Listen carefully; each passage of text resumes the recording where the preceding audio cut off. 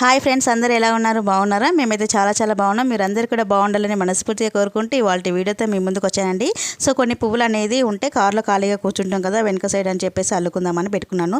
So ఇంతకీ ఎక్కడికి బయలుదేరాము అనుకుంటున్నారో సో మీకే చెప్తానండి. ఫస్ట్ టైం అయితే మీరు ఎవరైనా ఫస్ట్ టైం నా ఛానల్ చూస్తున్నట్టు లైక్ షేర్ సబ్స్క్రైబ్ చేసుకోండి. సో మేమైతే ప్రయాణం అయితే సాగించాము. ఇంట్లో పనులంతా పూర్తి చేసుకొని అలాగే ఇల్లు వాకిలు అంతా ఊడ్చుకొని తుడుచుకొని గడపకి ముగ్గు పెట్టేసి ఇంకా పూజ అంతా చేసేసిన తర్వాత ఇంక అందరం చక్కగా అయితే రెడీ అయిపోయి బయలుదేరామంటండి. యాదగిరిగుట్టకి వెళ్దామని బయలుదేరాము. సో యాదగిరిగుట్టకి ఎన్నోసార్లు వెళ్ళామన్నమాట అండి. మనం వెళ్తూ ఉండగానే మనకి భువనగిరి అనేది వస్తుంది కదండి, ఆ ఊరు స్టార్ట్ అవ్వగానే అక్కడ మనకి రేణుక ఎల్లమ్మ తల్లి అనేది ఉంటుందన్నమాట గుడి. సో లెఫ్ట్కి అనమాట మనకి భువనగిరిలోనే లెఫ్ట్కి మనం యాదగిరిగుట్టకు వెళ్తూ ఉంటే లెఫ్ట్లో ఈ గుడి అనేది మనకి తగులుతుంది.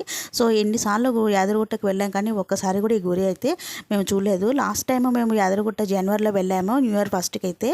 సో అప్పుడు ఒక ఆవిడ చెప్తూ ఉంటే విన్నామన్నమాట. సో ఈసారి ఖచ్చితంగా అమ్మవారిని దర్శించుకొని వెళ్ళాలి అని నిర్ణయించుకున్నాము. సో చూడండి గుడిలో అయితే ఎన్ని మొక్కులు అయితే కట్టారో, కొబ్బరికాయలు మొక్కుకున్న వాళ్ళు సో చాలా చాలా కట్టారనమాట అండి. సో చూస్తుంటే మీకే అర్థమవుతుంది కదా. ఇంకా గుడి అయితే ఎంత రద్దీగా ఉంది. ఇవిడకైతే అమ్మవారు కూడా ఒంట్లోకి వచ్చారనమాట అండి, రేణుకెళ్ళమ్మ తల్లి. ఇక్కడ సత్యంగల దేవత ఏ కోరికైనా కోరుకుంటే ఖచ్చితంగా నెరవేరుతుందని అక్కడ వాళ్ళు కొబ్బరికాయలు అమ్మే వాళ్ళు కూడా చెప్తున్నారు. ఈ గుడి చరిత్ర కూడా ఉందంట అనమాట అండి. సో మీతో షేర్ చేస్తాను ఈ వీడియోలో. సో ఇంకా అక్కడే చెట్టు కింద అయితే నాగదేవత విగ్రహాలకు చక్కగా పసుపు కుంకుమలు వేసి అలాగే అగరబత్తులు దీపాన్ని అయితే అక్కడ చూపించి అమ్మవారికి ఇంకా కొబ్బరికాయలు అనేది ఇక్కడ సమర్పించుకొని అమ్మవారికి దర్శించుకుంటున్నారు.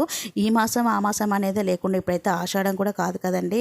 సో అమ్మవారికి బోనాలు కానివ్వండి, వడిబియ్యం సమర్పించే వాళ్ళు, అలాగే కోళ్ళు కోసేవాళ్ళు, మేళతాళ తప్పెట్లతో అయితే ఈ గుడి ఈ రోజు అయితే నిన్న మేము అమావాస్య రోజు మంగళవారం రోజు గుట్టకని బయలుదేరాము. అమ్మవారిని కూడా మంగళవారం కదా దర్శించుకొని వెళ్దామని నిర్ణయించుకొని అయితే అనుకున్నాం అనమాట. సో చూడండి ఎంత రద్దీగా ఉందో. అమ్మవారు అయితే చాలా సత్యగల దేవత అనమాట అండి.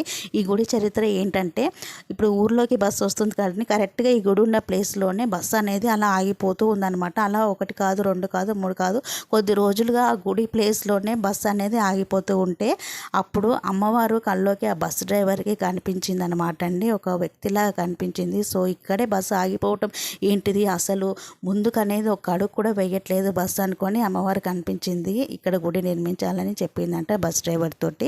సో అందుకని ఆ బస్ డ్రైవరే గుడి అనేది నిర్మించారనమాట అండి. ఇక్కడ కోరిన కోరిక ఖచ్చితంగా నెరవేరుతుందని అక్కడ ఉన్న వ్యక్తులు అయితే చెప్తున్నారనమాట. సో అందుకని నేను కూడా మనస్ఫూర్తిగా అయితే కోరికలు అనేది కోరుకున్నాను అనమాట అండి. ఆ కోరికలు అనేది చెప్తే నెరవేరు కాబట్టి కోరికలు అనేది చెప్పట్లేదు. ఇంకా మా అత్తయ్య నేను చక్కగా అమ్మవారిని అయితే అందరం దర్శించుకొని బయటకు వచ్చిన తర్వాత అక్కడ లెఫ్ట్లో దర్శనం చేసుకొని రాగానే లెఫ్ట్లో అమ్మవారికి పెట్టిన చీరలు అమ్ముతున్నారనమాట. ఇంకా అలాగే ప్రసాదాలు అవి ఇవి. సో అమ్మవారి దర్శనం అయితే చాలా చాలా బాగా జరిగిందండి. మీలో ఎవరికైనా తెలియకపోతే